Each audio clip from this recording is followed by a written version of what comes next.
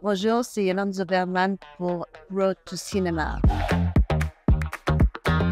Yolande Zoberman, je suis très heureuse de vous accueillir ici au Festival de Cannes. La Belle de Gaza est présentée ici en séance spéciale. Comment est née cette envie de partir à la rencontre de cette femme? En fait, dans mon précédent film, M, j'ai filmé une femme qui était très attirée par les femmes trans.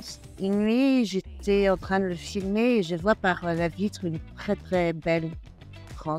Et je lui dis, regarde, mais la femme, elle est magnifique. Et j'ai voulu filmer les jambes d'une femme trans qui courait, qui s'enfuyait. J'ai trouvé 3 jeunes femmes trans palestiniennes et je leur ai demandé, elles ont joué le jeu, elles sont parties en courant. Et l'homme avec qui je vis, qui est libanais, leur parlait en arabe.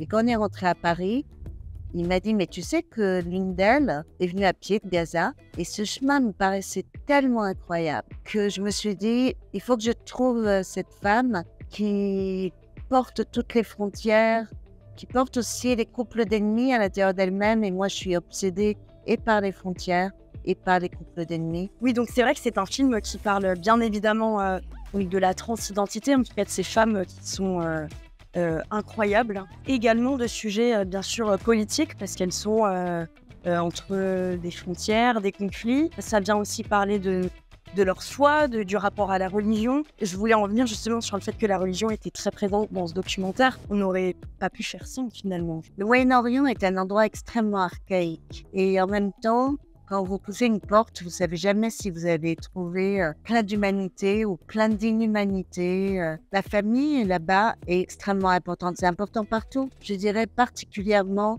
au Moyen-Orient. Et donc, d'être séparé de sa famille est une déchirure encore plus grande. Elles nous font faire tout ce trajet, y compris dans la foi.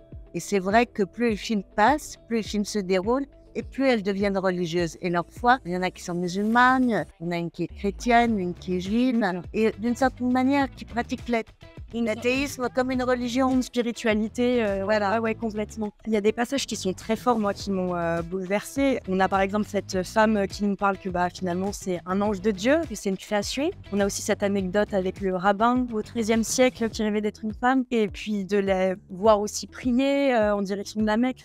Il y a vraiment beaucoup de symboles qui sont très forts. Et étonnamment, moi qui avais le sentiment d'avoir vu plein de choses, je me suis dit, ah non, pour le coup, je ne l'avais pas vu. C'est un film sur la liberté de devenir ce qu'on est. Et de ce point de vue-là, c'est un livre qui nous regarde. C'est un film qui nous regarde tous.